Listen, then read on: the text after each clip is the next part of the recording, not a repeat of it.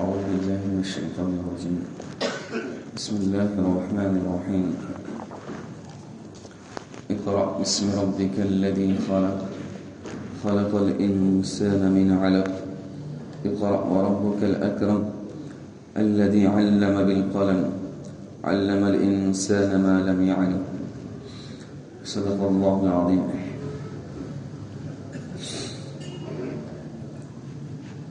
آپ پڑھیے اس رب کے نام سے جس نے پیدا کیا. اقرأ بسم ربک الذی خلق. آپ پڑھیے اپنے اس رب کے نام سے جس نے پیدا کیا. خلق الانسان من علق. انسان کو جمے ہوئے گوشت سے پیدا کیا. انسان کو جمے ہوئے خون کا لوتھڑا اسی طرح گوشت اس سے اللہ نے پیدا کیا. اقرأ وربک الاکرم. آپ پڑھیے آپ کے رب کے نام سے جو بڑا کرم والا ہے. الذی علم بالقلم. جس نے انسان کو قلم کے ذریعے سے سکھایا. علم الانسان ما لم يعلم. انسان کو وہ چیز سکھائی جس کو جانتا نہیں تھا. انسان کو وہ چیز سکھائی جس کو جانتا نہیں تھا. یہ اقرا کی آیتیں ہیں جس میں اللہ تبارک تعالیٰ نے سب سے پہلے وحی کا تذکرہ کیا ہے. رسول اللہ صلی اللہ علیہ وسلم پر سب سے پہلے جو وحی اتری ہے وہ اقرا کی اتری ہے. جس کا قصہ یہ ہے بخاری مسلم کے اندر ہے کہ حضرت عائشہ رضی اللہ عنہا سے مروی ہیں، فرماتی ہیں کہ اللہ کے رسول صلی اللہ علیہ وسلم کو شروع کے اندر اچھے خواب آنے لگ گئے تھے کہ آپ رات میں جو خواب دیکھتے تھے صبح کے اندر وہ خواب پورا ہو جاتا تھا. کسی کو آتے دیکھ رہے کسی کو جاتے دیکھ رہے خواب کے اندر. تو جیسا خواب دیکھا اسی طرح صبح کے اندر اس کو اللہ کے رسول کے سامنے دیکھ لیتے تھے. یہ تقریباً خواب کا سلسلہ 6 مہینے تک چلتا رہا. 6 مہینے تک اللہ کے رسول کو اس طرح سے سچے خواب آنے لگ گئے. پھر اللہ کے رسول صلی اللہ علیہ وسلم جو ایک پہاڑ ہے غار حیرا بولئے مکہ کے اندر، وہاں پر جایا کرتے تھے اور تنہائی کے اندر اللہ کی عبادت کرتے تھے. اللہ کی قدرت، اللہ کی طاقت، اللہ کی بڑائی، اللہ کی مخلوقات کے اندر غور خوض کر یاد کرتے تھے. تو وہاں پر اللہ کے رسول صلی اللہ علیہ وسلم کے پاس ایک فرشتہ آیا. غار کے اندر جا رہے ہیں اللہ کے رسول صلی اللہ علیہ وسلم. اس شروع میں خواب دکھائی دے رہے اور بالکل سچے خواب دکھائی دے رہے. اس کا منشا یہ ہے کہ اب جو فرشتہ آنے والا ہے اور جو بات کہنے والا ہے اس کی سننے کی صلاحیت تمہارے اندر کیا ہو جائے، پیدا ہو جائے. چنانچہ جب وہ فرشتہ نمودار ہوا، سامنے حاضر ہوا، تو فرشتے نے اللہ کے حکم سے کہا کہ اقرا، آپ پڑھیے. تو اللہ کے رسول نے فرمایا ما انا بقاری. میں پڑھا ہوا نہیں ہوں، ہے کہ میں پڑھ نہیں سکتا.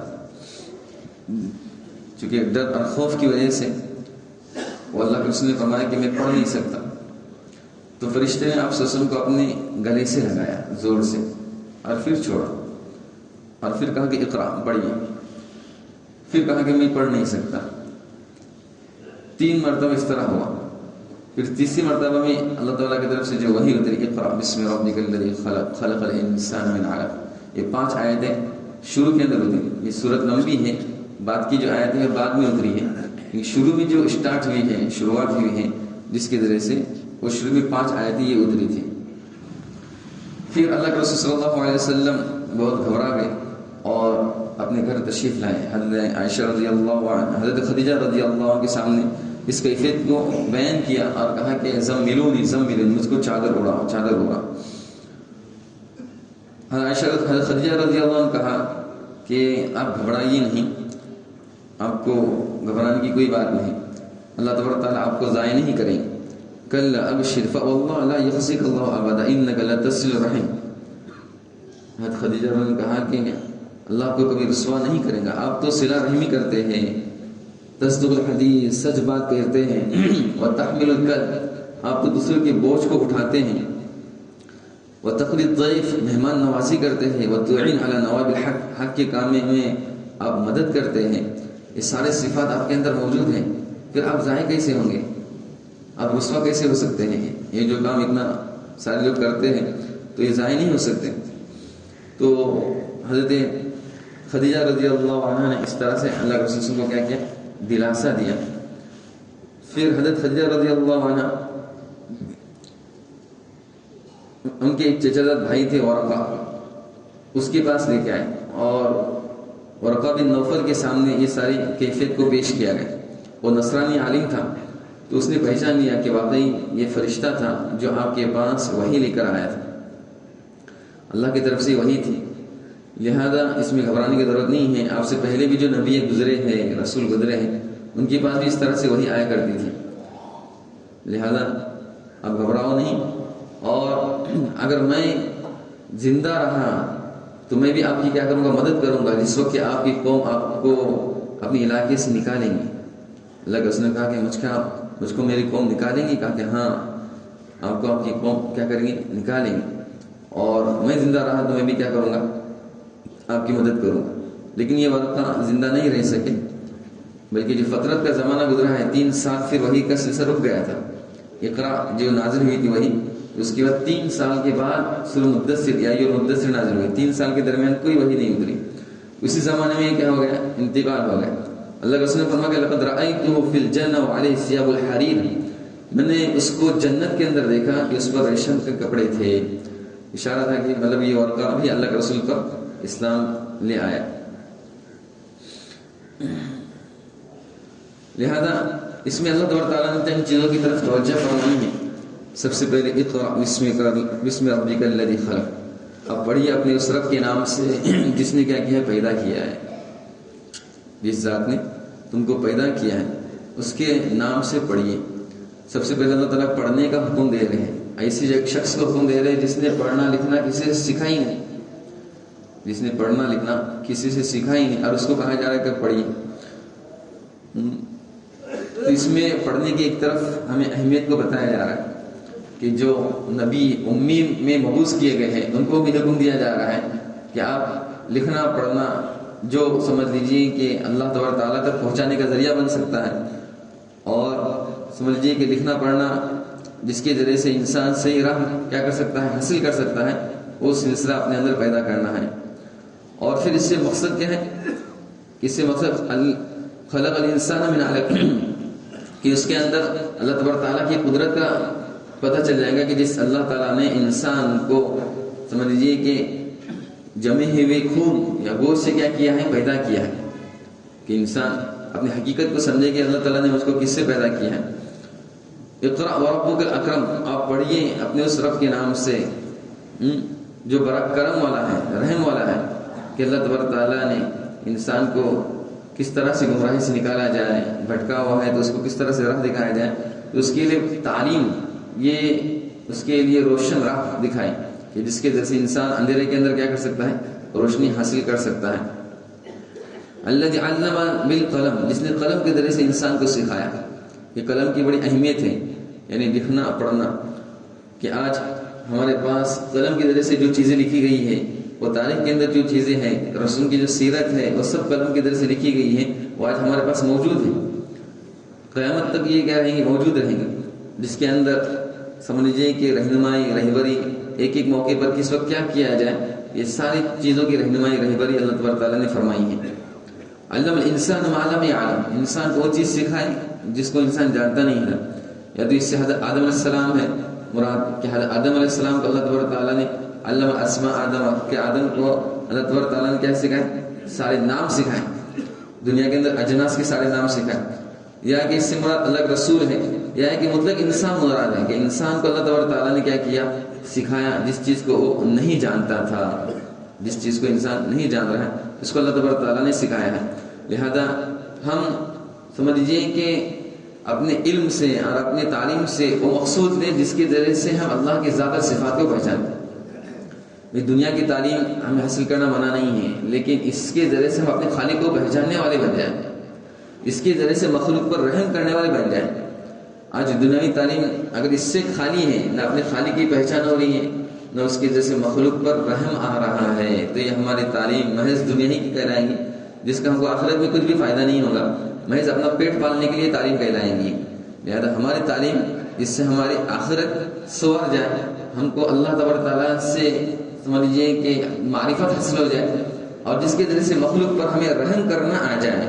یہ دو صفات اگر ہمارے اندر پیدا ہو جائیں گی تو چاہے ہم جو بھی تعلیم حاصل کریں تو اس کے ذریعے سے ہم اپنے اللہ کو پہچاننے والے بن جائیں گے اور تعلیمات پر ہم مفید اور کارآمد رہیں گے. تو غرض یہ کہ اس میں تعلیم کی طرف بھی رہنمائی کروائی گئی ہے. ہم اس میں پیچھے نہ رہیں. ہم اپنے اولاد اور اپنے سمجھ لیجیے کہ گھر کے جو لوگ افراد ہیں ان کو تعلیم سے یکسر خالی نہ رہیں. تعلیم انسان کی جہالت کو ختم کرتی ہے, سختیوں کو ختم کرتی ہے. تعلیم کے ذریعے سے انسان کے اندر جتنی بری صفات ہیں وہ ختم ہو جاتے ہیں. آدمی کے اندر کوئی جھگڑا پن ہے تو آدمی کے اندر سمجھ لیجیے کہ دوسرے کے مال لوٹنے کا جذبہ ہے, فلاں ہے, تو بہت ساری برائیاں ہیں. یہ برائیاں تعلیم کے ذریعے سے کیا ہو جاتی ہیں, ختم ہو جاتی ہیں. انسان سمجھنے والا بن جاتا ہے کہ صحیح کیا ہے, غلط کیا ہے, اچھا کیا ہے, برا کیا ہے. یہ سارے صفات اس کے اندر اچھے پیدا ہو جاتے ہیں اور تعلیم کے ذریعے سے پیدا ہوتے ہیں. اکثر ہم دیکھتے ہیں کہ بہت سارے جو بچے گڑبڑیاں کرتے ہیں, نہ اسکول جا رہے ہیں, نہ مدرسہ جا رہے ہیں, نہ کہاں پر جا رہے ہیں, آوڑا گھوم رہے ہیں, پھر رہے ہیں. تو اس کی وجہ سے معاشرے کے اندر بہت ساری خرابیاں کیا ہو جاتی ہیں, وجود میں آ جاتی ہیں, پیدا ہو جاتی ہیں. وہی بچے اگر کسی نہ کسی تعلیم میں رہتے ہیں تو ان کے اندر اچھے اخلاق کیا ہو جاتے ہیں, پیدا ہو جاتے ہیں. وہ کیا ہوتے ہیں, معاشرہ اچھا بن جاتا ہے, سور جاتا ہے. اس لیے ہمیں دینی اعتبار سے بھی تعلیم حاصل کرنا ہے, دنیا اعتبار سے بھی تعلیم حاصل کرنا ہے. اسلام کو ہر چیز کی ضرورت ہے.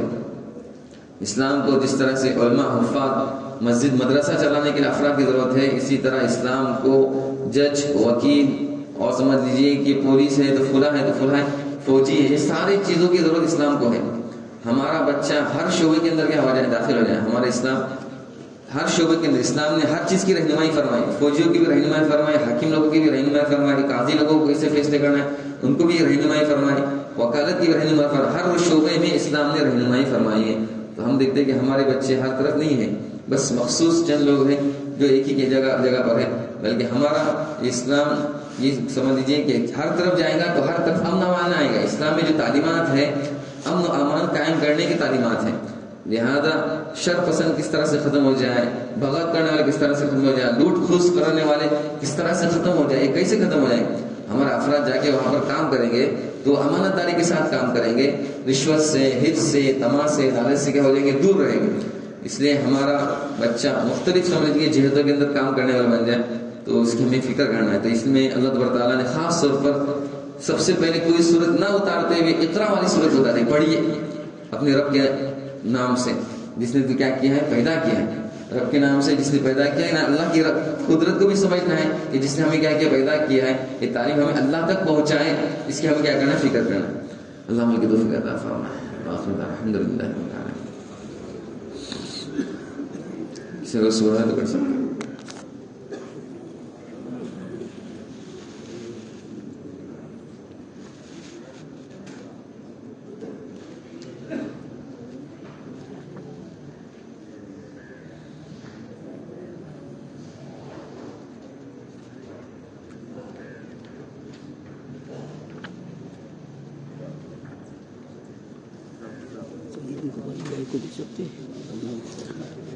زمزم کا پانی غیر ایمان والوں کو دے سکتے ہیں اس شرط کے ساتھ کہ اس کا احترام کریں, اس کو پینے میں استعمال کریں, نہ کہ پھینکنے میں یا دوسری جگہ پر. اور یہ نیت بھی کریں کہ اللہ زمزم ہر چیز سے شفا ہے, تو اس غیر ایمان والے کے دل کو اسلام کی طرف پھیر دیں.